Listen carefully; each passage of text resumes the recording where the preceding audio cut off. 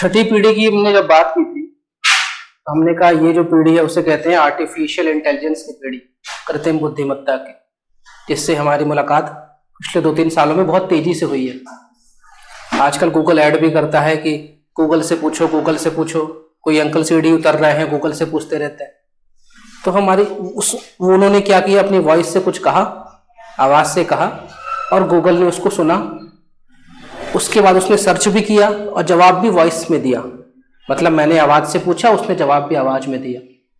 तो हमारा जो कंप्यूटर है वो स्मार्ट हो गया है। स्मार्ट जब कहते हैं ना कंप्यूटर स्मार्ट, कंप्यूटर एक डम्ब मशीन था, बुद्धू डिब्बा। अब बुद्धू डिब्बा हो गया स्मार्ट। स्मार्ट कब हुआ? जब उसके अंदर कृत्रिम बुद्धिमत्ता आई, आर्टिफिशियल इंटेलिजेंस। दो व्यक्ति हैं, एक को आप बुद्धू कह रहे हो, एक को होशियार कह रहे हो। क्या मानक है आपका?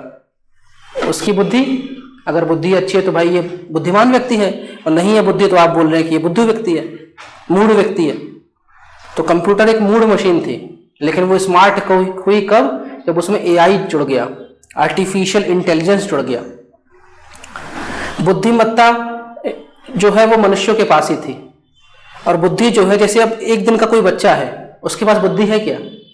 छोटे बच्चे 5 साल तक गलती करते तो अपन क्या बोलते? छोड़ो बच्चा है। क्यों? अभी उसमें बुद्धि नहीं आई है, अभी उसमें अनुभव है, लेकिन अनुभव से सीख नहीं पाया वो। जब हम अनुभव और ज्ञान से सीखते हैं तो बुद्धि हमें मिलती है। तो छोटे बच्चे को हम बोलते हैं कि बुद्धि नहीं, छोड़ो, गलती हो गई। लेकिन वही अगर 25 साल का लड़का गलती करे तो अपन बोलेंगे गलती नहीं है, ये गलती नहीं है। ये क्यों? ये जानबूझ के कर रहा है, इसके पास दिमाग है, बुद्धि है, लेकिन ये जानबूझ के कर रहा है। कंप्यूटर के पास बुद्धि नहीं थी। कंप्यूटर एक मशीन थी जो यूजर द्वारा दिए गई डेटा को सूचनाओं में तब्दील करता था, और उसके लिए वो प्रोसेसिंग करता था। और वो प्रोसेसिंग क्या करेगा वो भी मनुष्य ने उसको बताया था। सीपीयू कैसे काम करेगा हम पढ़ेंगे, सब सीपीयू उपयोग सब मनुष्य ने बताया था। तो जब तक मनुष्यों द्वारा बताया गया काम वो कर रहा था, तब तक हम पहली से 5वीं पीढ़ी तक पहुंचे। यानी इसे हम आम भाषा में कहते हैं रूटीन वर्क। जैसे झाड़ू लगाना है, पोछा लगाना है, ये रूटीन वर्क है। ऑफिस में जो क्लरिकल जॉब है वो रूटीन वर्क है। लेकिन जिस वर्क के लिए आप लोग तैयारी कर रहे हैं ये रूटीन वर्क नहीं है। अधिकारी वर्ग के पास रूटीन काम नहीं होता कि सुबह जाएगा, एक फाइल में काम करेगा, शाम तक फाइल बंद करके चला जाएगा। यानी इस वर्ग में आपको क्या लगेगा? आपका बुद्धि। बुद्धि लगाओ और काम को सुचारू रूप से करो। तो जब तक कंप्यूटर रूटीन वर्क कर रहा था, रूटीन मतलब जो हमने उसको सिखाया वही वो करेगा। ये पहली से 5वीं पीढ़ी तक का कंप्यूटर था। लेकिन जितना हमने सिखाया उसको उसने और सीखा। 4 लोगों से उसने बात की, 4 लोग मतलब 4 यूजर से उसने बात की और सीखा। यानी उसने हमारे द्वारा, हमने बोला कि भाई इस तरह झाड़ू लगाना है आपको, कंप्यूटर ने सुना और वो लगा रहा था। पहली से 5वीं पीढ़ी तक वो झाड़ू ही लगा रहा था। छठी पीढ़ी में आके बोला कि सर हम रोज झाड़ू क्यों लगाते हैं, वैक्यूम क्लीनर का उपयोग क्यों नहीं कर लेते? ये बुद्धि कहां से आई उसको? अनुभवों से। कैसे अनुभव मिले? जब कई सारे यूजरों ने कंप्यूटर से क्या किया? वार्तालाप। आईसीटी की दुनिया में इसे कहते इंटरैक्शन किया। इंटरैक्शन किया यानी अपनी जानकारी का आदान प्रदान किया। और अपनी जानकारी का जब आदान प्रदान हुआ तो कंप्यूटर ने बहुत कुछ सीखा। जिसे कहते हैं कंप्यूटर सीख रहा है, लर्न कर रहा है, लर्निंग फेज में है। हम जब कोई चीज सीखते हैं तो हम उसे कहते हैं ये हमारा लर्निंग फेज है, ट्रेनिंग फेज है। लेकिन कंप्यूटर जब किसी चीज को सीखता है उसे कहते हैं जनरेटिव फेज है, जनरेट कर रहा है वो। चैट जीपीटी में जी मतलब जनरेटिव ही है। तो कंप्यूटर जब कई लोगों से बात कर रहा है, बात कैसे कर रहा है? इंटरैक्शन के माध्यम से। इंटरैक्शन के माध्यम से। इंटरैक्शन कब शुरू हो रहा है? 6वीं पीढ़ी में। जैसे आपने कंप्यूटर से बोला, कंप्यूटर मतलब अब जब मैं कंप्यूटर बोलूंगा तो आप समझ जाना किसी वेबसाइट, पोर्टल। मैं छठी पीढ़ी थोड़ा समझा रहा हूं आपको 5-10 मिनट, क्योंकि अब हमें ये पीढ़ी वाला जो दौर है इसको आगे निकलना है इससे। तो जैसे आपने गूगल खोला, गूगल क्या है वो सब हम आगे बात करेंगे कि वेब पेज है कि पोर्टल है कि वेबसाइट है कि ऐप है, वो अभी नहीं बात कर रहे। लेकिन आपने कंप्यूटर, आपके पास जो भी कंप्यूटर, चाहे वो लैपटॉप है, डेस्कटॉप है या टैबलेट है या मोबाइल है, उसमें आप किसी भी उसके प्लेटफॉर्म में जाके आपने गूगल में जाके ओपन किया, गूगल में आपने वॉइस कमांड दिया और वॉइस कमांड से आपने पूछा कि आज का इंदौर का मौसम कैसा रहेगा, और उसने बोला आज का इंदौर का मौसम खुशनुमा है, धूप निकली हुई है, लेकिन स्वेटर पहन के चले आप। उसने बोला, आपने सुना। फिर जब ऐसी बातचीत होती है तो बाद में वो आपसे पूछता है कि ये जो हमने आपको जानकारी दी ये आपके लिए यूजफुल है कि नहीं। यानी ये आपके लिए अच्छी है कि नहीं, थम्स अप या थम्स डाउन। आपने थम्स अप किया, करते हैं बहुत लोग, फीडबैक नहीं देते हैं, बहुत लोग दे देते हैं कि ये जानकारी मुझे अच्छी लगी। इस तरह अगर गूगल के द्वारा, गूगल से यही जानकारी पूछी गई कि मौसम कैसा है, इंदौर का मौसम कैसा है, भोपाल वाले ने पूछा भोपाल का मौसम कैसा है, सागर वाले ने पूछा सागर का मौसम कैसा, और सबका जो जवाब देगा गूगल, और उसके बाद सबने थम्स अप किया, इसका मतलब गूगल ये बात याद रखेगा कि हमारा जो मौसम विज्ञान वाली जानकारी मेरे पास है वो सटीक है, हमें इस चीज पे काम नहीं करना। लेकिन अगर हमने पूछा इंदौर से भोपाल जाना है हमने, और गूगल मैप में जाके हमने डेटा बोला कि हमें इंदौर से भोपाल जाना है, बताओ रास्ता कैसा है, और उसने बोला कि इंदौर से भोपाल की दूरी 1500 किलोमीटर, और फिर हमसे पूछ रहा है क्या ये सूचना आपको अच्छी लगी, तो हम क्या बोलेंगे, थम्स डाउन, यानी सूचना तुम गलत दे रहे हो, 200 किलोमीटर 1500 बता रहे हो। या हमने पूछा इंदौर से भोपाल में जाने का रास्ता, तो बोलेगा एकमात्र रास्ता हवाई रास्ता, बाकी रोड है ही नहीं क्योंकि बीच में समुंदर है, तो अपन थम्स डाउन करेंगे। अब इन जानकारियों को गूगल ने जब बोला कि लोग इसको क्या कर रहे हैं, इसको थम्स डाउन कर रहे हैं, यानी इसको अच्छा नहीं बोल रहे हैं, तो गूगल ध्यान रखेगा हमें इस चीज में काम करना है। यानी गूगल या कंप्यूटर सीख रहा है, लोगों से, यूजर से बात कर करके सीख रहा है। ये जो सीखना है, कंप्यूटर जब सीखना शुरू कर दिया तब उसके अंदर बुद्धिमत्ता आई, उसके अंदर जीवन नहीं है, वो एक मशीन है, लेकिन उसके अंदर मनुष्यों जैसी बुद्धिमत्ता है, इसलिए उसकी बुद्धिमत्ता को कृत्रिम बुद्धिमत्ता कहते हैं। और वो जो कृत्रिम बुद्धिमत्ता है आजकल मानव की बुद्धिमत्ता से ज्यादा निकल गई है, क्योंकि एक मानव कितनी चीज जानेगा, नहीं जान सकता, लेकिन मशीन सब कुछ जान सकती है, क्योंकि उसके पास असीमित मेमोरी है, हमारे पास सीमित मेमोरी है, हमारे पास सीमित मेमोरी है। हम मनुष्य की जो सीमाएं थी उन्हीं सीमाओं को दूर करने के लिए तो उसने कंप्यूटर बनाया था। भाई मैं सब कुछ, हमने कंप्यूटर की विशेषता सबसे पहली क्लास में पढ़ी थी, और वही मनुष्य की कमियां भी है, जो मनुष्य की, ह्यूमन की कमी है वही कंप्यूटर की विशेषता है, तो हम अपनी कमी दूर करने के लिए हमने कंप्यूटर बनाया। अब कंप्यूटर हमारी जो कमियां हैं वो तो उसके पास है नहीं, दूसरा हमारे पास एक ही चीज था बुद्धि, वो भी उसके पास चली गई। तो कंप्यूटर की जो कृत्रिम बुद्धिमत्ता है वो मानव बुद्धिमत्ता से कई गुना आगे निकल रही है। इसलिए आज के दौर में सब एआई को बोल रहे हैं ये बढ़ता हुआ खतरा है, इसको नहीं रोका गया तो ये मानव सभ्यता के लिए मुसीबत खड़ी कर देगा, क्योंकि मानव जिस चीज में, मानव की जो कमियां थी वो उसमें कमियां है ही नहीं। दूसरा मानव की बुद्धि भी सीमित है, अब वो दिन भर में 5 घंटे पढ़ाई करेगा, सीखेगा, फिर 8 घंटे सोएगा, थक गया। वो मशीन 24 घंटे सीखती रहेगी, सोएगी कभी नहीं, यानी वो आपसे एक ही दिन में आपसे 18 घंटे आगे निकल गया। आप 5 घंटे में जो आपने सीखा वो आपको याद रहे या नहीं रहे, पावर ऑफ रिमेम्बरेंस, याददाश्त की क्षमता हमारे पास असीमित नहीं है, उसके पास असीमित है। तो वो जो काम करेगा याद रखेगा, वो गलतियां नहीं करेगा। मानव तो भूल ही करता है, मानवीय भूल कहा जाता है उसको, मानवीय त्रुटि, वो कोई त्रुटि करता नहीं है। तो कृत्रिम बुद्धिमत्ता बहुत आगे निकल गया है, बहुत ज्यादा आगे निकल गया है। अब ये जो बुद्धि है, अब बुद्धि अगर अच्छे काम में उपयोग हो तो अच्छी बात है, लेकिन जिस तरह मनुष्य का मन चंचल है, अब मन चंचल है तो वो इस बुद्धिमत्ता का उपयोग वो कहीं और भी कर सकता है।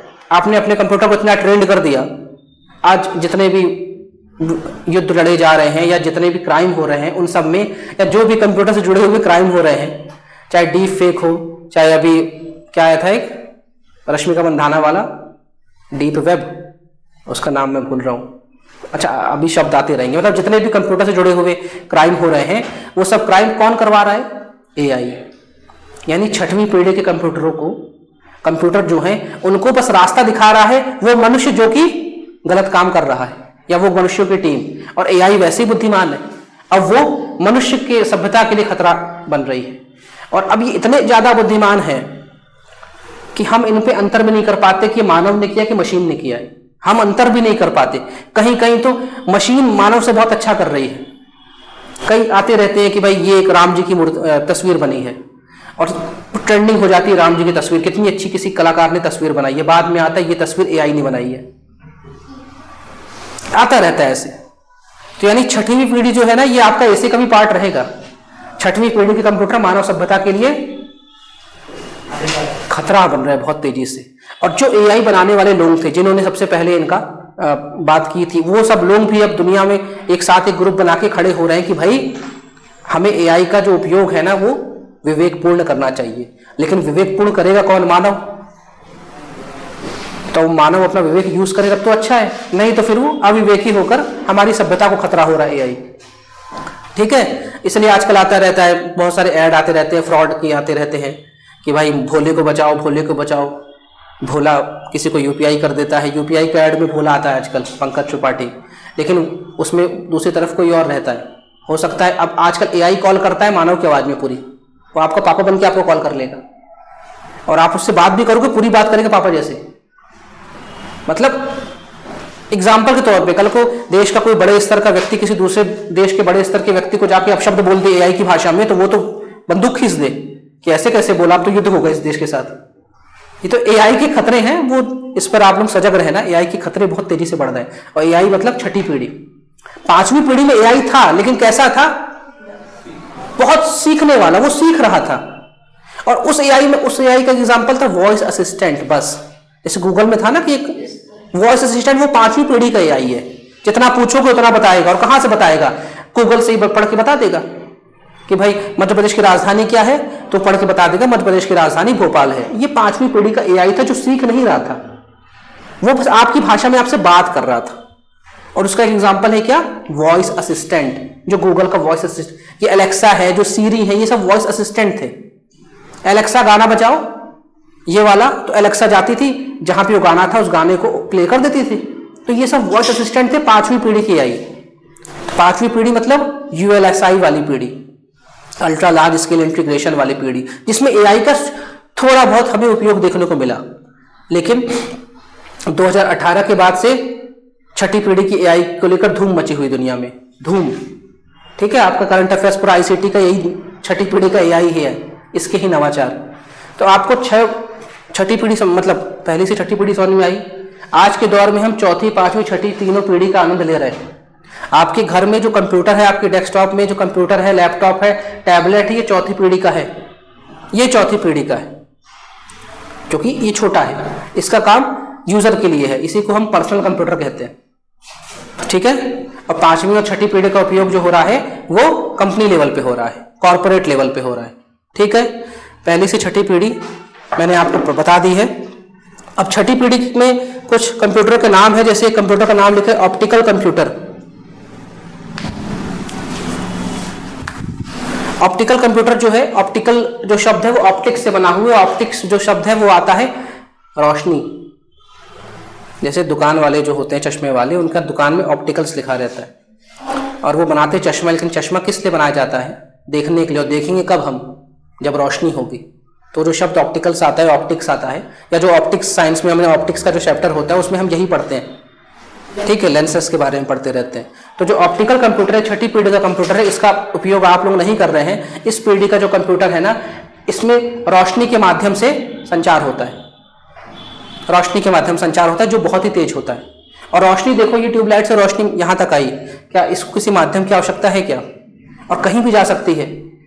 ठीक है, तो ये ऑप्टिकल कंप्यूटर अभी प्रोसेस में है। मतलब छठी पीढ़ी के जो कंप्यूटर एग्जांपल इसमें है, ऑप्टिकल कंप्यूटर है। इसमें लिखा है, देखिए, ऑप्टिकल कंप्यूटर में फोटॉन्स यानी प्रकाश किरणों का उपयोग किया गया है, जिसकी गति बहुत अधिक है। भाई सूरज से रोशनी यहाँ तक आ गई, अब उसकी गति आप जानते ही होंगे, जानते हैं, स्पीड ऑफ लाइट जानते हैं। चलिए, डोनाल्ड फैक्सियर द्वारा नीले लेजर की खोज में यह पाया गया कि यह तकनीक कम लागत में सुपर फास्ट, लाइट वेट और मिनी कंप्यूटर का विकास करने में सहायक रहेगी।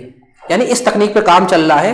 हो सकता है आप लोगों ने कुछ मूवीज देखी होंगी, फिक्शन मूवी, जिसमें कंप्यूटर नहीं होता है, वो ऐसे दबाता है तो कुछ कंप्यूटर निकल आता है, यूं यूं करता है, कुछ करता है, फिर कर देता, कंप्यूटर चला जाता है। ये ऑप्टिकल कंप्यूटर का एक एग्जाम्पल है, जो अभी आपके हाथ में नहीं आया। देखा होगा ना किसी वीडियो में, होलोग्राम कंप्यूटर। होलोग्राम कंप्यूटर क्या है, ये 3D मतलब जिसमें लंबाई, चौड़ाई और ऊंचाई, इस आकार का जो शेप होता है उसे हम क्यूबॉइड कहते हैं। ठीक है, और उसी शेप को यहाँ पे होलोग्राम शब्द दिया गया है। देखो, ये सब जो छठी पीढ़ी कंप्यूटर है ना, ये वास्तविकता में आए नहीं है। पहली चीज तो छठी पीढ़ी कंप्यूटर आपके हाथ में अभी तक नहीं पहुंचे। छठी पीढ़ी में बोल रहा हूँ जैसे आर्टिफिशियल इंटेलिजेंस, तो वो उसके उपयोग की वजह से मैंने उसको छठी पीढ़ी का नाम दिया। अब उस एआई का उपयोग करके जो कंप्यूटर बन रहे हैं वो अभी लैब में ही है, वो अभी आए नहीं है। तो दूसरा यहाँ पे है होलोग्राम कंप्यूटर। ये 3D कंप्यूटर है जिसमें प्रकाश की तीव्रता की रिकॉर्डिंग की जा सकती है। देखो, पहला वाला था ऑप्टिकल कंप्यूटर, उसमें प्रकाश की तीव्रता से संचार हो रहा है, यानी जहां जहां रोशनी वहां वहां संचार हो जाएगा। ठीक है। और ये जो होलोग्राम कंप्यूटर है, ये यहाँ पे ऑप्टिकल कंप्यूटर की सारी खूबियां रहेंगी, साथ में ये रिकॉर्डिंग भी कर पाएगा। रिकॉर्डिंग कैसे, समझाता हूं मैं। ये लाइट जल रही है, आपको मैं दिख रहा हूं, मुझे आप दिख रहे हैं। कैसे दिख रहे हैं? आंखों से। आंख क्या कर रही है? रिकॉर्डिंग कर रही ना, हमारी आंख रिकॉर्डिंग कर रही है। और तो आंख रिकॉर्डिंग कब कर पाई? जब रोशनी है। अगर रोशनी नहीं होती है, अंधेरा कर दो, तो ना मैं आपको देख पाऊँ ना आप मुझको देख पाओ। बात समझ में आई? तो होलोग्राम कंप्यूटर जो है, इसमें ऑप्टिकल कंप्यूटर की खूबियां भी रहेंगी, साथ में उसी समय ये हर चीज की रिकॉर्डिंग भी कर सकता है। हर चीज की रिकॉर्डिंग कर सकता है, जहां रोशनी गई उसकी रिकॉर्डिंग कर देगा। यानी इस कमरे में अगर कंप्यूटर रखा है और उस पार भी रोशनी जा रही है, तो वहां की रिकॉर्डिंग भी कर देगा। अभी हमारे पास एक फिजिकल बैरियर होता है कि दीवार के उस पार हम रिकॉर्डिंग नहीं कर सकते। ये कैमरा लगा हुआ है, मुझको देख रहा है, अगर मैं उस कमरे में चला जाऊं तो कैमरा मुझको नहीं देख पाएगा। लेकिन अगर रोशनी उस कमरे में जा रही हल्की सी भी, तो ये जो होलोग्राम कंप्यूटर है वो उस कमरे की भी रिकॉर्डिंग कर लेगा। ये कुल मिला के सैटेलाइट के उपयोगों में ये सब आएंगे। सूरज निकलेगा तो सैटेलाइट में ये सब लगेंगे। ठीक है। तीसरा यहाँ पे लिखा हुआ parallel vector computer. Parallel vector computer जो है, ये कंप्यूटर जो है ये वाइड एरिया नेटवर्क में उपयोग होंगे। वाइड एरिया नेटवर्क क्या है ये मैं बताऊंगा आपको। लैन, वैन, मैन, कैन। ये जो कंप्यूटर है पैरेलल वेक्टर कंप्यूटर, इनकी जो स्पीड है ये टेराफ्लॉप्स में होगी। टेराफ्लॉप्स क्या है, पेटाफ्लॉप्स क्या है, जीबी क्या है, एमबी क्या है, हम आगे पढ़ेंगे। कुल मिला के ये बहुत ज्यादा स्पीड वाले कंप्यूटर होने वाले हैं, बहुत ज्यादा स्पीड वाले। यानी हो सकता है जो अभी आप 10, 20, 50, 100 कंप्यूटर से काम कर रहे हैं, वो ये कंप्यूटर अकेला ही कर दे। यानी ये जो कंप्यूटर रहेगा पैरेलल वेक्टर कंप्यूटर, इसका उपयोग हम भविष्य के सुपर कंप्यूटर में करेंगे। भविष्य के सुपर कंप्यूटर में हम पैरेलल वेक्टर कंप्यूटर का उपयोग करेंगे। अभी ये सब जनता के सामने नहीं आए, इनका कोई प्रोटोटाइप भी नहीं है। ऐसा कोई, जैसे नहीं कहते कुछ सेमिनार होता है कि भाई आईटी का सेमिनार है और वहां पे इनको दिखा, इनकी किसी के प्रोटोटाइप अभी तक दिखाई नहीं गए कि हाँ ऐसा काम करेंगे। हाँ, इन पर बात चल रही है कि हम ऐसा कुछ बना सकते हैं। ठीक है। फिर यहाँ पे ये जो आपका पीढ़ी वाला पार्ट है, इसके 3 क्वेश्चन है यहाँ पे। अति लघु उत्तरी में दूसरी पीढ़ी के कंप्यूटर से आप क्या समझते हैं? 3 मार्कर में अगर आएगा तो दूसरी पीढ़ी मतलब ट्रांजिस्टर वाली पीढ़ी। तो आप बताएं ट्रांजिस्टर वाली पीढ़ी, उसका समय काल बताएं और 1-2 उसका उदाहरण बता दें, 1-2 उसका एग्जाम्पल बता दें। ठीक है। लघु उत्तरी में क्वेश्चन है तृतीय पीढ़ी के कंप्यूटर की विशेषताएं बताना है। तो तृतीय पीढ़ी मतलब आईसी। अब आईसी के बारे में बताओ, उसकी विशेषता बताओ। वो छोटा है आकार में, बड़ा है उसकी। और देखो ये जब आकार छोटा बड़ा बताओगे, रफ्तार तेज कम बताओगे, ऊष्मा का उपयोग तेज ज्यादा कम बताओगे, तो तुलनात्मक बताना कि दूसरी पीढ़ी से तेज है या चौथी पीढ़ी से नहीं तेज है, धीमा है, तो तुलनात्मक बताओगे तब समझ में आएगा। फिर यहाँ पे क्वेश्चन है यूनिवैक को लेकर। यूनिवैक जो है यूनिवर्सल ऑटोमेटिक कंप्यूटर, ये कौन सी पीढ़ी कंप्यूटर है? यूनिवैक 2nd पीढ़ी का। मैंने बोला था इसका फुल फॉर्म कर लेना, जिसके पास नोट्स हो वो इनका फुल फॉर्म लिख लेगा। इनियक, यूनिवैक, एडसैक, जिसके पास नोट्स सब आए तब लिख लेना। इनका फुल फॉर्म ही इनका जवाब है। जैसे यूनिवैक का जवाब क्या है? Universal automatic computer. अब आपने शब्द लगा दिया ऑटोमेटिक। ऑटोमेटिक मतलब ये अपने आप काम करेगा। जैसे एक मशीन होती है वॉशिंग मशीन ऑटोमेटिक, तो क्या वो ऑटोमेटिक होती है क्या? कपड़े तो हमें डालने पड़ेंगे, निरमा भी हमें डालना पड़ेगा, पानी का पाइप भी लगाना पड़ेगा। हाँ, लेकिन एक बार आपने सारा काम उसको करके दे दिया, फिर आप निश्चिंत हो जाओ, कपड़े सुखा के आपको बीप दे देगी कि भाई हमने काम कर दिया। लेकिन शुरुआत के काम आपको करने पड़ेंगे।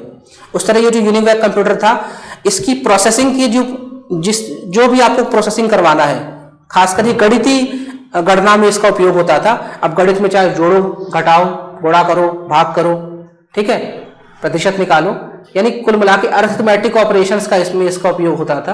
तो यूनिवैक कंप्यूटर जो था ये एक ऑटोमेटिक कंप्यूटर था। इसमें आप गणित के हर सवालों को हल कर सकते थे।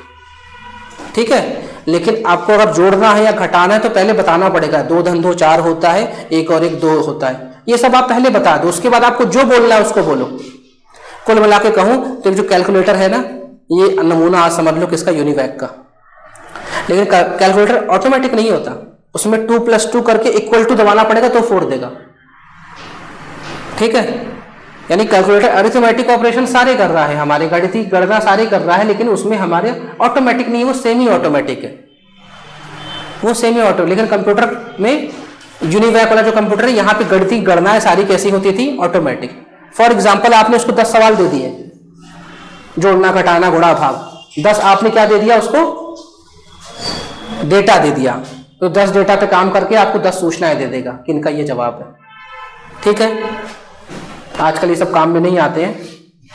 और शुरुआत की पहली, दूसरी और तीसरी पीढ़ी के जो कंप्यूटर है ना, उनका जो उपयोग था वो सीमित था। उनका उपयोग जैसे वॉशिंग मशीन में खाना नहीं पका सकते आप, बट नाम ही उसका वॉशिंग मशीन है, वॉश करो। उसी तरह पहली, दूसरी, तीसरी पीढ़ी कंप्यूटरों का काम पहले से तय था कि ये यही ही करेंगे। लेकिन जैसे हम चौथी पीढ़ी में हमारा आगमन हुआ तो कंप्यूटर का काम असीमित हो गया, क्योंकि कंप्यूटर में अब प्रोसेसर बड़े बड़े आ गए हैं और इन प्रोसेसर से हम कुछ भी काम करवा सकते हैं, हम कुछ भी काम करवा सकते हैं। मतलब अब चौथी पीढ़ी से जो काम हमारा शुरू हुआ वो इंजन बेस्ड हो गया। जैसे नहीं होता, एक गाड़ी का एक मजबूत इंजन लगा, एक इंजन हमने खरीद लाया, अब वो इंजन हम चाहे नाव में लगा दें, चाहे हम ऑटो में लगा दें, चाहे हम कार में लगा दें, हमने क्या खरीद लिया? एक मजबूत इंजन खरीद लिया। तो चौथी, पांचवी, छठी पीढ़ी के कंप्यूटर का जो उपयोग है वो असीमित हुआ, लेकिन पहली, दूसरी, तीसरी पीढ़ी कंप्यूटर का उपयोग सीमित था कि अगर ये गणितीय गणना करेगा तो गणितीय करेगा, ये मौसम विज्ञान वाली करेगा तो वही करेगा। ठीक है, ये अगर रंगों की गणना करेगा, रंगों से जुड़े हुए काम करेगा तो वही करेगा, ये चिकित्सा वाले काम करेगा तो वही करेगा। यानी इनका जो यूज है वो फिक्स हो गया। क्लियर है बात? अब हम चलते हैं मेमोरी वाला पार्ट।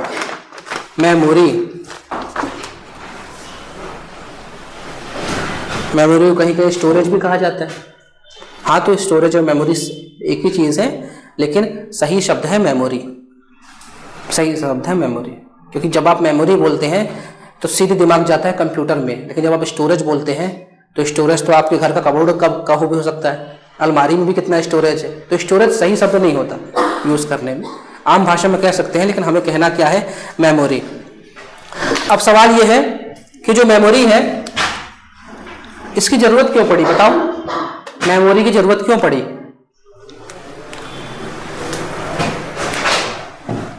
जब भी कंप्यूटर से जुड़ा हुआ कोई भी सवाल पूछूंगा तो आपको तुलना मनुष्य से करनी है। मनुष्य ने कंप्यूटर बनाया है, तो अगर मनुष्य ने मेमोरी बनाई है कंप्यूटर पे तो क्यों बनाई होगी? याद रखने के लिए। क्या याद रखना है उसको? डाटा। डाटा याद रखना है उसको। देखो, जो यूजर है वो क्या देता है? डाटा। कहीं कहीं डेटा लिखा रहता है, इस डेटा पे क्या होती है? प्रोसेसिंग। और क्या मिलता है? आउटपुट। और आउटपुट को हम क्या कहते हैं? सूचना। अब अगर हम कंप्यूटर को कुछ डेटा दे रहे हैं, कुछ डेटा दे रहे हैं कि 2 + 2, 3, 4, 5 सेकंड लगा मुझे लिखने में। जब तक मैंने बताया नहीं इसका करना क्या है, तब तक तुम कहीं होल्ड करो, इसको दिमाग में रखो। अगर मैंने बोला 2 + 2 क्या होता है, तो पहले आपका दिमाग उसको रखेगा, 2 + 2 पूछा जा रहा है, फिर उस पर प्रोसेसिंग करेगा, काम करेगा, विचार करेगा, और फिर जवाब क्या देगा? 2 + 2 कहाँ जाएगा? प्रोसेसिंग होने। प्रोसेसिंग होके क्या जवाब देगा? 4। वो 4। अब इस 4 को भी रखना किसमें है? मेमोरी में। ये 2 + 2 भी किसमें रखना है? मेमोरी में। और जब तक काम हो रहा है उसको भी, उस काम को रखना है मेमोरी में। अगर मेमोरी हो ही नहीं तो रखो कहां पे? मेरे पास हाथ है ही नहीं तो मार्कर कहां से पकड़ूंगा? आप मेरे घर आए, मुझे आपको चाय देनी है, मेरे पास कप ही नहीं है, ट्रे ही नहीं, तो चाय कैसे दूंगा? होल्ड कहां करोगे चाय? ऐसा तो नहीं चुल्लू को दे दूंगा मैं, चुल्लू के लिए भी हाथ है, वो भी मेमोरी है। यानी मेमोरी नहीं हो तो आप होल्ड नहीं कर सकते। किसको नहीं रख सकते? डाटा को। अब डाटा रख ही नहीं पाओगे तो काहे की प्रोसेसिंग, काहे की सूचना? बिना मेमोरी के तो कुछ काम हो ही नहीं सकता, बिना मेमोरी के कुछ काम नहीं हो सकता। यानी आपने सब कुछ तैयार कर दिया, आपने मेमोरी नहीं दी उसको, तो वो चलेगा ही नहीं। बात समझ में आ रही? यूजर ने तो बोला कि भाई मुझे ये चाहिए, लेकिन वो उसको सेव कहाँ करेगा? हमारे पास ही मेमोरी दी भगवान ने, दी है ना, दिमाग में मेमोरी दी है हमें। तो मेमोरी का यूज समझ में आया। कंप्यूटर मेमोरी एक ऐसा स्टोरेज स्पेस होता है, वैसे स्टोरेज और स्पेस एक ही चीज हो गई। स्टोरेज स्पेस होता है जहां की डेटा जिसे कि प्रोसेस किया जाना है और इंस्ट्रक्शंस, इंस्ट्रक्शंस मतलब ये इंस्ट्रक्शन है, निर्देश, जो कि प्रोसेसिंग के लिए चाहिए वहां पर स्टोर हो। 2 और 2 ये तो डेटा हुआ। अब उस पर करना क्या है तुम्हें? ये तुम्हारे इंस्ट्रक्शंस हुए, निर्देश हुए, और इनको काम होगा प्रोसेसिंग में और जवाब आएगा आउटपुट में। ठीक है, आउटपुट में जवाब आने के बाद यूजर ने इस जवाब को ले लिया। अब यूजर चाहे तो इसको डिलीट करे, ना चाहे तो ना करे। जब तक डिलीट नहीं करेगा ये वहीं रहेगा, हाँ अपनी जगह लेकर बैठा रहेगा, अपनी जगह लेकर बैठा रहेगा। अगर आप इसको डिलीट कर देंगे तो आपका स्पेस, आपकी मेमोरी क्या हो जाएगी? क्लीन हो जाएगी, खाली हो जाएगी। ठीक है, चलिए, जिस तरह हम मनुष्यों के पास डेटा और इंफॉर्मेशन यानी ये इंफॉर्मेशन को स्टोर करने के लिए मस्तिष्क होता है, ठीक उसी तरह कंप्यूटर में डेटा और इंफॉर्मेशन को स्टोर करने के लिए मेमोरी होती है। मेमोरी कई सारे छोटे छोटे सेल से मिलकर बना होता है जो बिट्स के रूप में बाइनरी इंफॉर्मेशन को स्टोर करता है। अच्छा, अब इसको समझते हैं।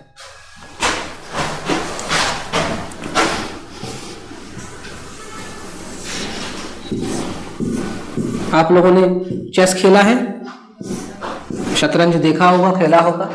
इसके जो हर एक हिस्से हैं इन्हें क्या कहते हैं? सेल कहते हैं। आप लोगों ने एक्सेल चलाई होगी, एक्सेल में भी सेल होता है, माइक्रोसॉफ्ट एक्सेल में। ठीक है, छोटे में आप लोगों ने जब पढ़ाई शुरू की होगी तो जब गणित की कॉपी आई होगी तो उसमें भी सेल बने हुए हैं, ये गणित की कॉपी। ठीक है, कंप्यूटर की जो मेमोरी होती है उसकी सबसे छोटी जो इकाई है, भौतिक इकाई, वो सेल होती है। सबसे छोटी भौतिक इकाई वो सेल होती है। मनुष्य की भी सबसे छोटी जो इकाई है वो सेल ही है। इस सेल में एक समय पे कुछ डेटा रखा जाएगा। हम इसके अंदर ज़्यादा नहीं घुसेंगे, कितना रखा जाएगा, इसकी कितनी स्पेस होती है, क्या होती है, लेकिन अभी आप इतना जानो कि हर मेमोरी का जो सबसे छोटा भौतिक हिस्सा है वो सेल कहलाता है। यानी पूरी कंप्यूटर की मेमोरी सेल के रूप में बटी हुई है। ठीक है, और ये सेल को आप देखो तो ये क्या लग रहे हैं? स्क्वायर लग रहे हैं, लंबाई चौड़ाई बराबर है उस तरह। अब जब एक जो सेल है वो स्क्वायर शेप में है, उसकी लंबाई चौड़ाई बराबर है, तब उससे बना हुआ हर आकार भी उसी शेप का होगा ना, यानी लंबाई चौड़ाई बराबर होगी। यानी इसका हम जैसे कंप्यूटर की जो मेमोरी होगी ना, जो भी मेमोरी होगी, जैसे सबसे छोटी जो मेमोरी उसे क्या कहते हैं? सबसे नहीं, वो अलग बात। सबसे छोटी बिट बाइट क्या होती है बताओ? Bit, bit. उसके बाद इसके बीच में निबल भी आती है, निबल, बिट, निबल, बाइट और किलो बाइट। ठीक है, फिर बढ़ती जाएगी, अभी हम आगे बात करेंगे। जो बिट है वो कितनी होती है? बिट कितना होता है? 1 बिट मतलब एक सेल। एक निबल मतलब 4 बिट, बाइट मतलब 8 बिट, 2 निबल या 8 बिट, और किलो बाइट मतलब 1024 बाइट। ठीक है, ये जो 1024 है इसका स्क्वायर रूट निकालेंगे तो क्या निकलेगा?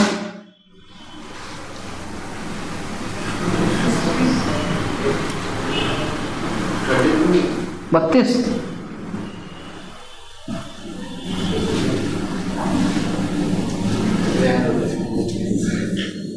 बत्तीस निकलेगा मतलब। ठीक है, मतलब 32 इधर लंबाई तो 32 इधर चौड़ाई, ये बनेगा 1 किलोबाइट। उसके बाद होगा मेगाबाइट, गीगाबाइट, वो हम आगे पढ़ेंगे। यानी मुझे बताने का मतलब ये है कि जब 1 KB का स्पेस होता है तो उसमें इधर 32 सेल होते हैं, इधर 32 सेल होते हैं। ज़्यादा अंदर नहीं घुस रहे हम, बहुत अंदर घुसेंगे तो ये पूरा टॉपिक 10-10 दिन का है, उसमें आपको नहीं जाना है। आपको बस एग्जाम निकालना है ना अभी, तो इतना समझ लो कि सबसे छोटी जो इकाई है वो सेल होती है। यानी ज़्यादा दूर नहीं जाए, अगर आप सब पढ़ने आए यहाँ पे और मुझे आप सबको बैठाना है तो मुझे आपको टेबल कुर्सी देनी पड़ेगी। अभी हमने आपको टेबल बेंच दी है। अगर हम आपको टेबल कुर्सी देंगे तो एक कुर्सी में एक ही व्यक्ति बैठेगा, और एक कुर्सी में जब एक व्यक्ति बैठा दूसरा उस पर बैठ पाएगा क्या? उसके ऊपर तो बैठेगा नहीं। यानी एक बार में एक कुर्सी पे एक ही व्यक्ति बैठेगा। यानी अगर उस कुर्सी में किसी और को बैठाना है तो उस व्यक्ति को उठाना पड़ेगा, यानी डिलीट करना पड़ेगा उसको। उस तरह एक समय पे एक सेल में एक डेटा रहेगा, और अगर वो हमेशा रहेगा जब तक यूजर उसको डिलीट नहीं करता, और जब डिलीट कर देगा तो वो स्पेस खाली हो जाएगा, फिर दूसरा उसमें आके बैठेगा। इतनी बात समझ में आई? दूसरा डेटा उस पर आके बैठेगा, डेटा या सूचना उस पर आके बैठेगी। इतनी बात क्लियर है? तो कंप्यूटर की जो इकाई है, सबसे छोटी इकाई, भौतिक इकाई, वो सेल होती है। और इस सेल में जो डेटा होता है ना, वो किस फॉर्म में होता है? बाइनरी फॉर्म में। इस सेल के अंदर जो डेटा होगा बाइनरी फॉर्म में होगा। बाइनरी मतलब होता है 1 और 0 के रूप में होगा। बाइनरी, बाई मतलब दो, यानी इसमें 2 अंक ही आते हैं, मतलब 2 अंकों का समावेश आएगा। 2 अंकों का समावेश आएगा, यानी 1 और 0 से मिला हुआ कोई भी अंक इसमें आएगा। यानी कंप्यूटर की जो मेमोरी में आप भले उसको बोलो 2 धन 2 4, लेकिन वो 2 नहीं समझेगा। वो इस 2 का क्या करेगा? ये डेसिमल है, उसका बाइनरी निकाल के 2 का जो बाइनरी होगा वो उसको स्टोर करेगा। फिर ये जो प्लस है ना इंस्ट्रक्शंस, इसका भी कोई बाइनरी अंक होगा, पहले से निश्चित है, पहले से निश्चित है। फिर इस 2 का क्या होगा? इसका भी बाइनरी लिखा जाएगा। नहीं, 100 बात की एक बात, कंप्यूटर की जो मेमोरी होती है वो आप किसी भी भाषा में उससे बात करो कि कंप्यूटर भाई साहब गाना बजाओ हनुमान चालीसा, वो सुनेगा, वो गाना बजाएगा भी, सब कुछ करेगा। लेकिन आपने बोला गाना बजाओ, अब गा ना, ये गा और ना नहीं समझता कंप्यूटर। ये गा और ना कभी क्या कर डालेगा? वो बाइनरी 1 0 करेगा, ठीक है। और 1 0 करके वो जो गाना मैंने बोला हनुमान चालीसा, उस हनुमान चालीसा को जब वो स्टोर किया होगा तो हनुमान और चालीसा का भी 1 0 रखा होगा वो कहीं, उसने उसी 1 0 को निकाल के रखा और फिर इस हमको गाना बजा दिया। बीच में कोई होगा दुभाषिया, कोई ट्रांसलेटर होगा ना जो ये भाषा समझता होगा, वो हम आगे पढ़ेंगे। लेकिन कंप्यूटर की मेमोरी में जो कुछ भी सेव है वो किस फॉर्म में सेव है? बाइनरी फॉर्म में, 1 0 के फॉर्म में। और जो कुछ भी सेव होता है वो कहाँ सेव होता है? सेलों में सेव होता है। इतनी बात क्लियर? हाँ, लेकिन आप बोलोगे सर मैंने अपने मोबाइल में एक हनुमान चालीसा नाम से मैंने गाना सेव किया था, उसमें तो हनुमान चालीसा ही लिखा हुआ है, मैं तो उसको प्ले करता हूँ, वो वही बजता है। तो हाथी के दांत खाने के और दिखाने के और। कंप्यूटर दिखाता आपको वो है जो आपको समझ में आता है, लेकिन कंप्यूटर रखता उसे अपनी बाइनरी भाषा में। समझ में आई? यानी मेमोरी सिर्फ और सिर्फ बाइनरी में बात करती है, सिर्फ और सिर्फ बाइनरी पे। आप उसको कुछ भी दो वो उसको तब्दील कर देगी बाइनरी में और सेव करेगी।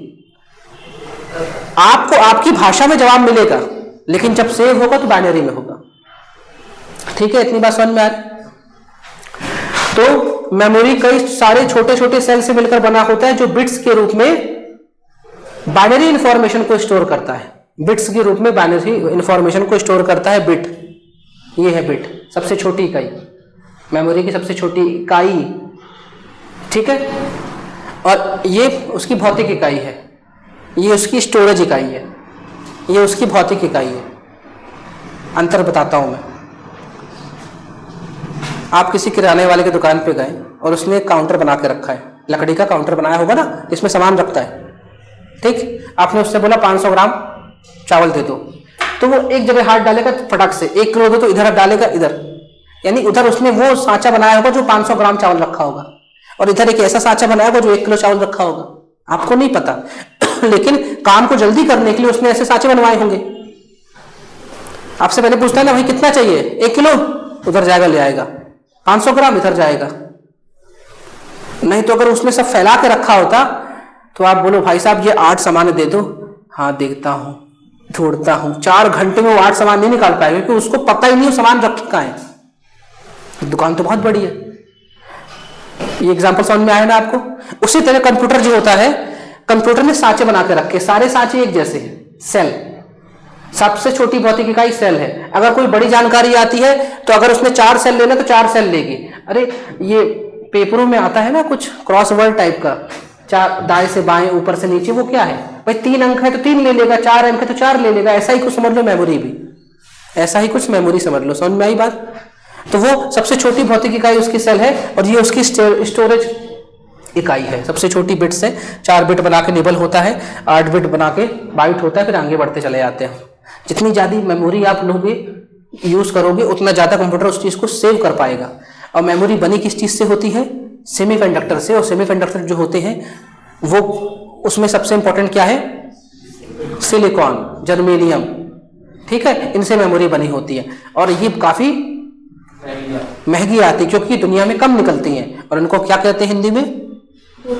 दुर्लभ मृदा धातु, रेयर अर्थ मेटल। और बदकिस्मती से भारत के पास वो है भी नहीं, बहुत कम निकलता है। और खुशकिस्मती से चाइना के पास भंडार है।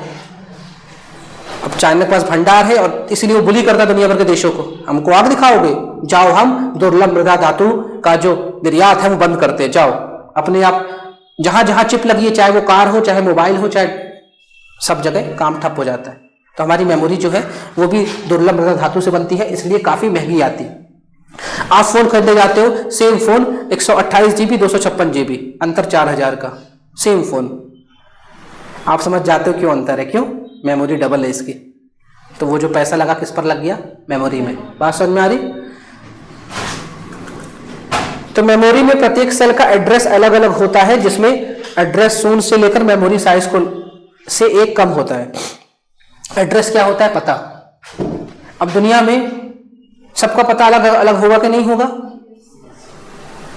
अगर एक ही पता होगा तो मतलब भाई बहन है, एक ही घर में रहते हैं। बाकी इन क्लास में सारे लोगों का पता अलग अलग है, उसे हम कंप्यूटर भाषा में एड्रेस कहते हैं। उस तरह जैसे मैंने बोला कि वो जो पंसारी है, किराने वाला है, उसको पता है 500 ग्राम का चावल इधर रखा है, 1 किलो का इधर रखा है, उसको पता है ना, मतलब एड्रेस पता है उसको।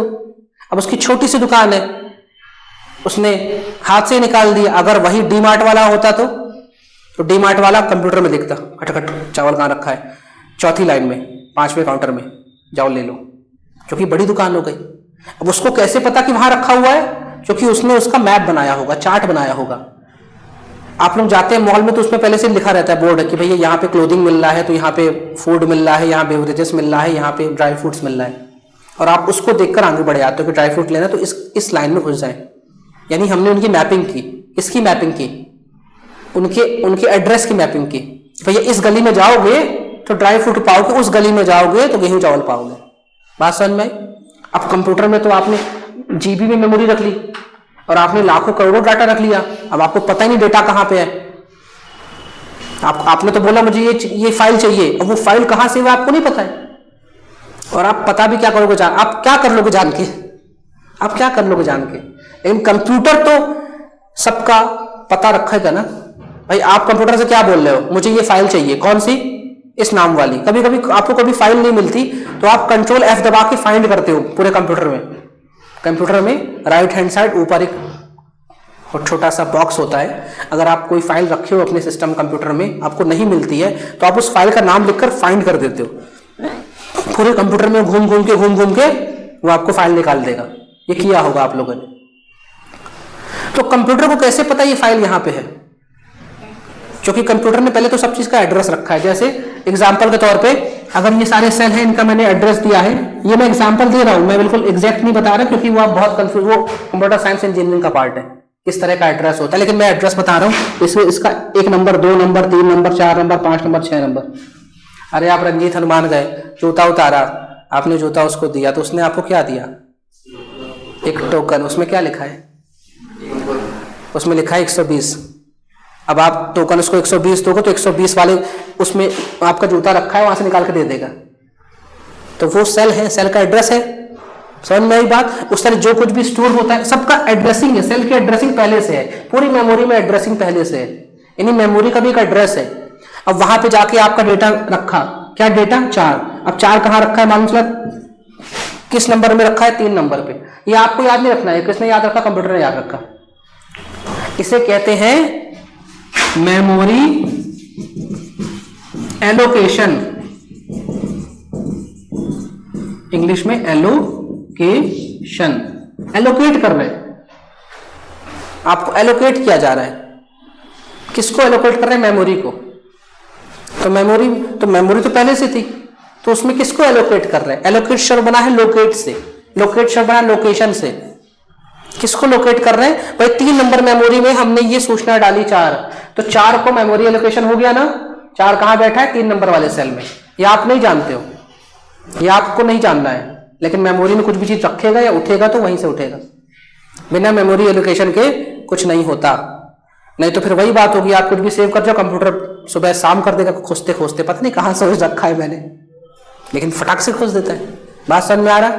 मेमोरी एलोकेशन क्या होता है? यहां पे लिखा हुआ है मेमोरी में प्रत्येक सेल का एड्रेस अलग अलग होता है। भाई पता सबका अलग अलग होगा ना, एक तो हो नहीं सकता। जिसमें एड्रेस 0 से लेकर मेमोरी साइज से 1 कम होता है। इसका क्या मतलब है? भाई क्लास में 10 बच्चे हैं और मैंने 10 का नाम दिया, 0 1 2 3 4 5 6 7 8 9। इतने में 10 बच्चे हो जाएंगे ना, क्योंकि पहले बच्चे का नाम क्या दिया? 0। तो क्लास में 10 बच्चे हैं, लेकिन आखिरी बच्चे का नाम क्या आया? 9। बात समझ में आई? तो अगर मेमोरी जो है, जैसे 1024 है मेमोरी, ठीक है, तो ये कहां से तक चलेगा? 0 से लेकर 1023 तक। ये इनका नामकरण होगा, उन सेलों का नामकरण होगा। यही लिखा हुआ है मेमोरी में प्रत्येक सेल का एड्रेस अलग अलग होगा, जिसमें एड्रेस 0 से लेकर मेमोरी साइज से 1 कम होगा। मेमोरी साइज कितनी थी? 1024, 1 कम 1023। समझ में आया मेमोरी एलोकेशन? तो ये मैंने आपको एग्जांपल आपको यहां पे समझा दिया। ये है, ये जो मैं समझा रहा हूं ना मेमोरी एलोकेशन, 3 मार्कर 5 मार्कर का सवाल है। आपसे पूछेगा, अगर आपको पता होगा तो आप ये डायग्राम बना के समझाएंगे, 5 में 5 नंबर ले आएंगे पूरे। ठीक है, बात समझ में? मेमोरी कैसे एलोकेट होती? बिना एलोकेशन के कोई चीज रखी है क्या? मेमोरी नहीं रखी है कोई चीज, मेमोरी कोई चीज नहीं रखेगा। बात समझ में आया?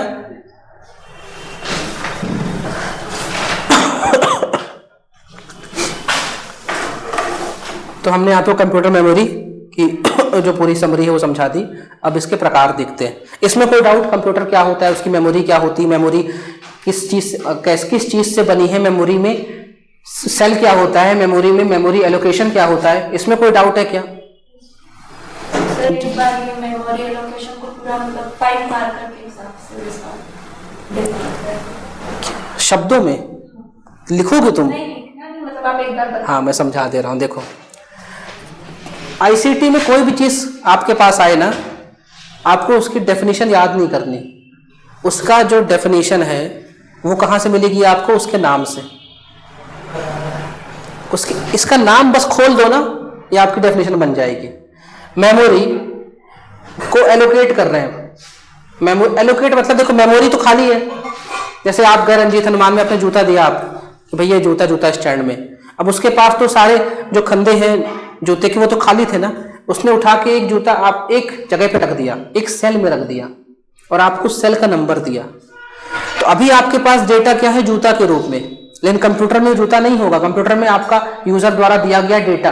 तो यूजर द्वारा दिए गए डेटा को मेमोरी पे निश्चित एड्रेस में रखना ही मेमोरी एलोकेशन कहलाता है। क्योंकि मेमोरी के प्रत्येक सेल का एक अपना एड्रेस होता है और उसी एड्रेस के हिसाब से वो जो डेटा है उसकी पहचान होती है।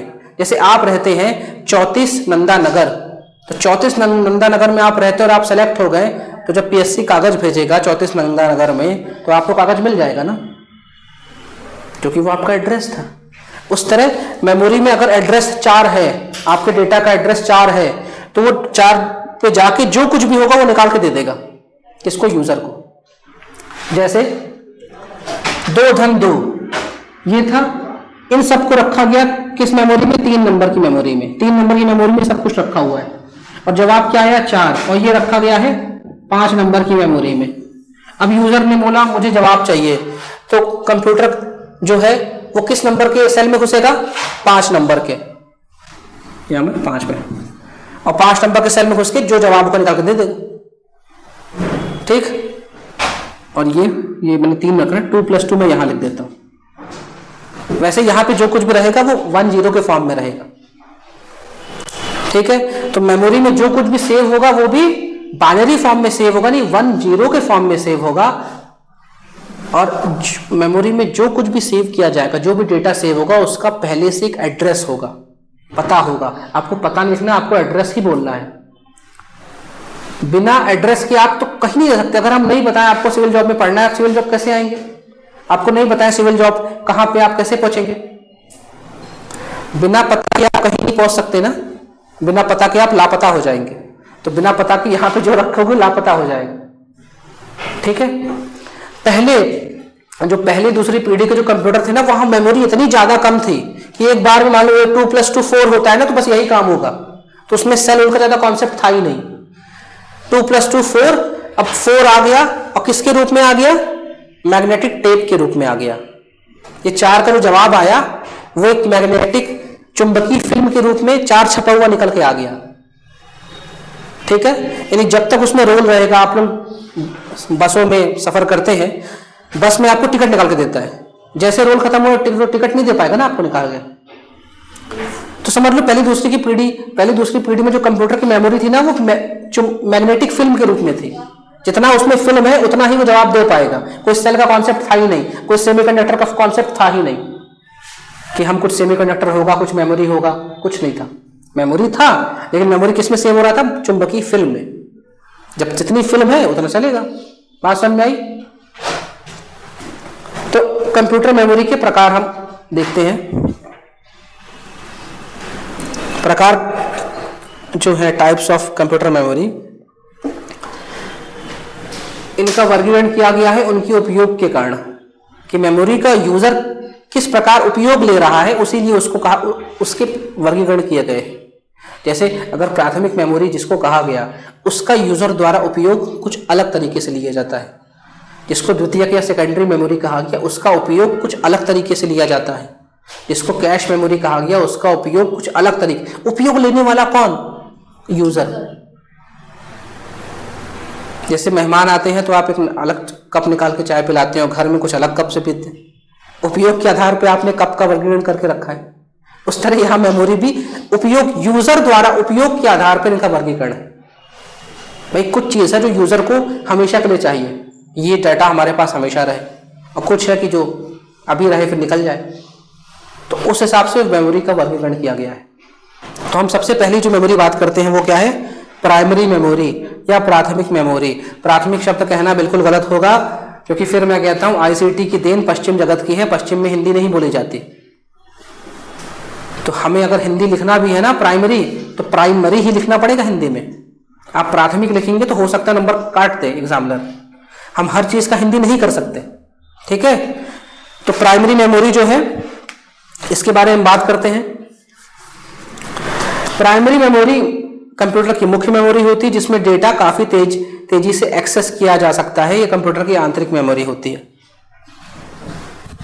समझाता हूं कैसे।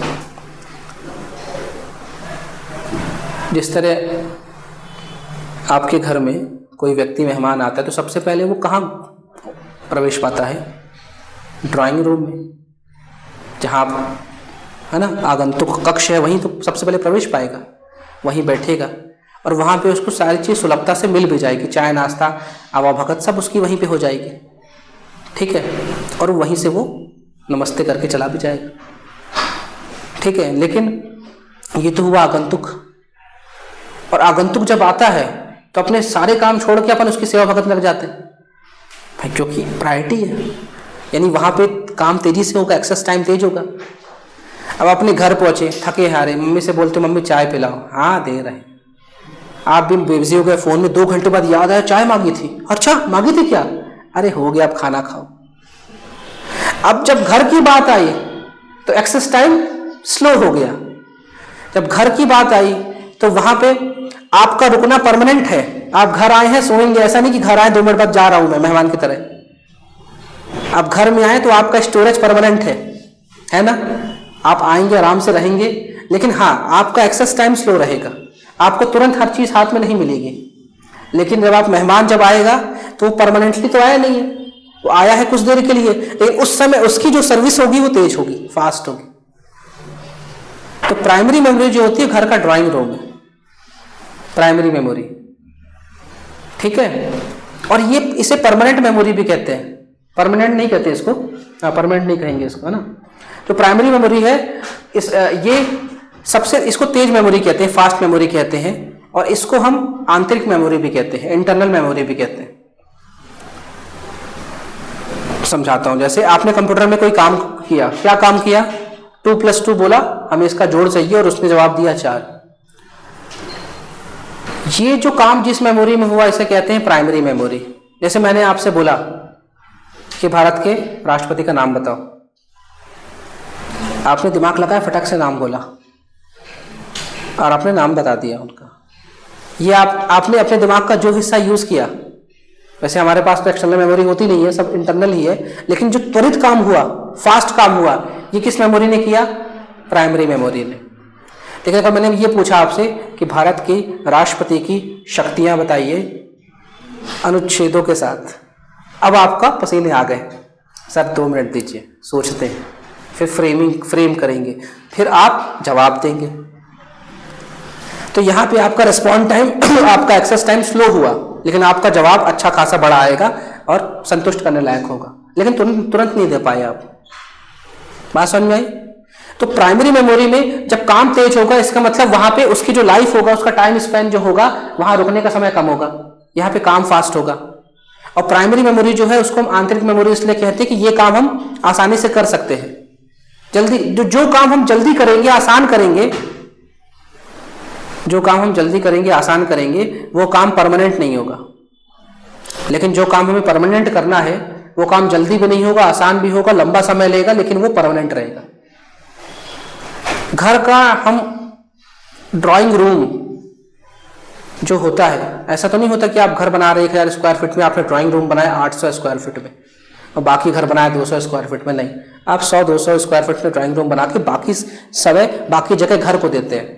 तो जो आपकी प्राइमरी मेमोरी है, इंटरनल मेमोरी है, उसका स्पेस कम होता है, उसका स्पेस भी कम होगा, आप ज़्यादा स्पेस उसको देंगे नहीं। बात समझ में आ रही? ड्राइंग रूम से एग्जाम्पल मैं आपको समझा रहा हूँ। तो जो प्राथमिक मेमोरी होती है, ये फास्ट मेमोरी होती है, इसमें जो भी हम काम करते हैं, जो भी उसका जो प्रोसेसिंग टाइम है वो भी कम लगता है, स्पीड बहुत तेज होती है, और यहाँ पे जो भी चीज़ स्टोर होती है वो लंबे समय के लिए स्टोर नहीं होती। क्यों? जगह ही कम है भाई। अब अगर आप मेहमान बन के आए हैं तो आपको सोफा में 2 घंटे बैठाएंगे, लेकिन आपने बोला हम तो यहाँ 100 दिन रहेंगे, तो हम बोलेंगे भाई एक काम करो, तुम अंदर का सामान रखो, तो मेहमान अब हो नहीं, तुम यही रहोगे 4 महीने। कब तक 100 दिन तुम सोफा में बैठे रहोगे? तो यहाँ पे यही लिखा हुआ है, प्राइमरी मेमोरी कंप्यूटर की मुख्य मेमोरी होती है, मेन मेमोरी होती है, घर का मेन कमरा होता है, ड्राइंग रूम, जिसमें डेटा को काफी तेजी से एक्सेस किया जा सकता है, यानी जो भी काम होगा फटाफट होंगे। ठीक है, यह कंप्यूटर की आंतरिक मेमोरी होता है, इंटरनल मेमोरी होता है। और जो भी कंप्यूटर की आंतरिक मेमोरी होता है, जैसे घर आपका कितना भी छोटा हो, बैठक रूम आप बनाओगे ही बनाओगे, आगंतुक कहाँ बैठाओगे, यानी कंप्यूटर में इंटरनल मेमोरी होगी ही होगी, लेकिन वो कम होगी, छोटी होगी। वहां पे जो भी काम होगा स्पीड में होगा, तेज होगा। वहां पे काम की जो प्रायोरिटी है, प्राथमिकता है, वो कंप्यूटर के लिए सबसे पहले होगी, ये इस काम को पहले करना है मुझे। क्लियर है बात? तो यहां पे लिखा हुआ है, और जिस तरह ड्राइंग रूम में आया हुआ मेहमान 2 घंटे बाद चला जाता है, उस तरह प्राइमरी मेमोरी में किया गया काम डिलीट कर दिया जाता है, रखा नहीं जाता उसी को। और इस जो चीज स्थायी नहीं है कंप्यूटर की दुनिया में, उसे कहते हैं वोलाटाइल। कंप्यूटर की दुनिया में उसे कहते हैं वोलाटाइल। वोलाटाइल क्या होता है? जो चुटकी में भाप बन जाए, हवा बन के गायब हो जाए, उसे वोलाटाइल कहते हैं।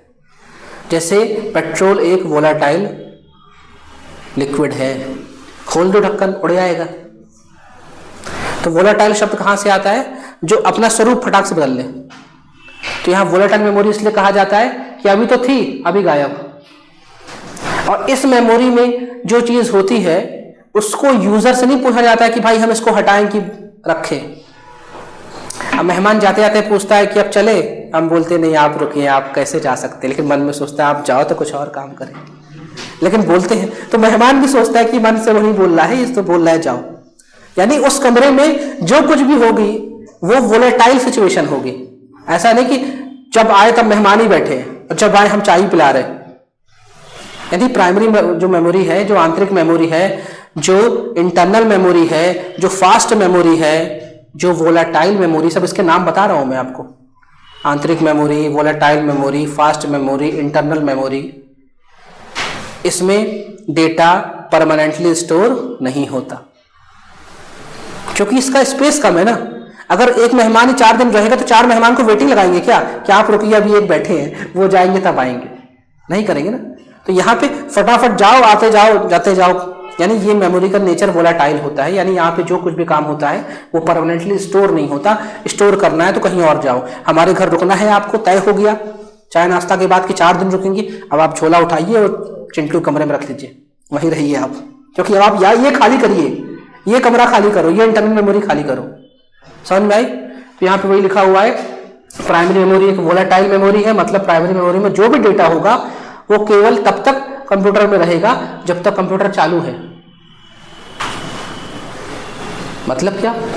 अगर यूजर ने खुद बोला सेव करना है तो भैया चिंटू कमरे में बैग रख दो, और अगर यूजर ने नहीं बोला है और उन्होंने भी नहीं बोला है तो भैया अब शाम हो गई, कुछ देर बाद हम भी सड़क जाएंगे, तुम चुपचाप चले जाना, तुम्हें नहीं जाना है तो ठीक है। यानी जैसे कंप्यूटर बंद हुआ वैसे अब आपने इस कंप्यूटर में जो काम किया वो चला गया, इसलिए बोलते कुछ काम कर रहे हैं तो कंट्रोल एस दबाते रहो।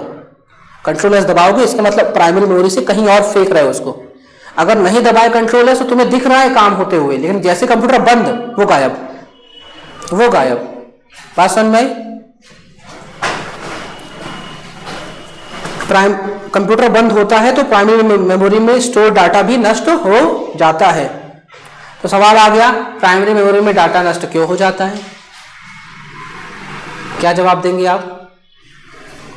या प्राइमरी मेमोरी को वोलेटाइल मेमोरी क्यों कहते हैं? मेमोरी कम, ये जवाब नहीं होगा। प्राइमरी मेमोरी में कोई भी डाटा परमानेंटली स्टोर होता ही नहीं है, ये उसकी रचना ही नहीं ऐसी की गई है, उसमें कुछ चीज आप स्टोर नहीं कर सकते। जैसे आपने उसमें स्थायी रूप से स्टोर करने के लिए बात कही, वो उसका स्वरूप बदल जाएगा, वो फटाक से प्राइमरी मेमोरी से सेकेंडरी मेमोरी में ट्रांसफर हो जाएगा। यानी प्राइमरी मेमोरी में आपसे कोई पूछा इंटरव्यू में क्या प्राइमरी मेमोरी में कोई डेटा आप सेव कर सकते हो? कभी नहीं कर सकते हम। जैसे सेव मारा उसका स्वरूप बदल जाएगा, वो सेकेंडरी में जाएगा। हाँ, प्राइमरी मेमोरी में हम काम कर सकते हैं, हम काम कर सकते हैं। जैसे आपने कंप्यूटर खोला, आप कुछ लिख रहे हैं, सुन रहे हैं, सब कुछ कर रहे हैं, जितना दिखता आप लिखोगे सब दिखेगा। आप 4 पेज लिख डालो लेकिन आपने कंट्रोल एस नहीं दबाया, लेकिन दिखेगा, मतलब कहीं ना कहीं तो वो स्टोर हो रहा है ना। लेकिन जैसे कंप्यूटर बंद हुआ या आपने वर्ड को क्लोज किया, वो पहले ऑप्शन पॉपअप देता है कि आपने कुछ काम किया, इसको सेव करना चाहोगे, या तो सेव कर दो तो सेकेंडरी मेमोरी में चले जाएगा, और नहीं किया तो वो चीज नष्ट हो जाएगी। ठीक है, तो प्राइमरी मेमोरी जो आंतरिक मेमोरी है वो अगर सब कुछ उसमें सेव कर दोगे आप तो वो फास्ट नहीं रह पाएगी। अगर हमारा आगंतुक कक्ष हमेशा भरा रहेगा तो हम दूसरे आगंतुक को बुलाएंगे कहां पे? अगर आपकी इंटरनल मेमोरी भरी रहेगी तो आप नया डेटा ले ही नहीं पाओगे यूजर से, क्योंकि यहां तो जगह ही नहीं ना भाई। सेल, मैंने क्या बोला, सेल खाली होंगे नहीं तो अगला कुछ आएगा नहीं। अब सेल में कोई बैठा हुआ है पहले से, इंटरनल मेमोरी भी सेल के रूप में ही है, सेकंड जो आपकी द्वितीयक मेमोरी वो भी सेल के रूप में है। मेमोरी किसी भी फॉर्म में हो है वो सेल के रूप में। एक कुर्सी में एक बंदा बैठा है, दूसरा नहीं बैठ सकता, तुम यहां पे बैठा के रखे हो 4 चीज को, 5वीं कैसे आएगी? आएगी नहीं, आएगी नहीं तो कंप्यूटर काम करेगा। फिर हम क्या बोलेंगे? कंप्यूटर स्लो हो गया, कंप्यूटर हैंग हो गया, कंप्यूटर लैग कर रहा है, कंप्यूटर रिस्पॉन्ड नहीं कर रहा है। और जब कंप्यूटर रिस्पॉन्ड नहीं कर रहा तो किस काम का कंप्यूटर भाई, अब तो काम ही नहीं समझा मेरा। ठीक है, तो प्राइमरी मेमोरी एक अर्धचालक मेमोरी होती है, ये सेकेंडरी मेमोरी की तुलना में महंगा होता है, मैंने बताया सेमीकंडक्टर। प्राथमिक मेमोरी की क्षमता बहुत सीमित होती है, क्षमता मतलब कैपेसिटी। प्राइमरी मेमोरी ऐसा नहीं कि आप टीबी में जीबी में रखो, जीबी में तो होती है ना, 2 GB 4 GB की रैम जो सुनते हो ना, वो प्राइमरी मेमोरी है। प्राथमिक मेमोरी की क्षमता बहुत सीमित होती है, सेकेंडरी मेमोरी की तुलना में छोटी होती है। प्राइमरी मेमोरी सेकेंडरी मेमोरी की तुलना में काफी तेज होती है और सीपीयू के काफी नजदीक होती है। ये हम पढ़ाएंगे, सीपीयू जब पढ़ाएंगे तभी इनको और समझाएंगे। प्राइमरी मेमोरी सीपीयू मेमोरी और कैश मेमोरी के साथ सीधे कम्युनिकेशन करती है, वार्तालाप करती है। कैसे करती है ये सीपीयू पढ़ाएंगे तब समझाएंगे, या कैश पढ़ाएंगे तब समझाएंगे। इसके उदाहरण लिखे हुए यहाँ पे रैम रोम, एसआर रोम, ये सब बातें हम लोग कल करेंगे। एक होमवर्क दे के जाता हूँ, प्राइमरी मेमोरी के उदाहरण लिखे हुए हैं शॉर्ट फॉर्म के रूप में, रोम, रैम, एसआर रोम, ठीक है, प्रोम, ड्रैम, इपरोम, इनका फुल फॉर्म। क्योंकि फुल फॉर्म लिखते रहोगे ना तो जब मैं समझाऊंगा तो बात समझ में आएगी, फुल फॉर्म नहीं लिखे रहोगे तो बात नहीं समझ में आएगी।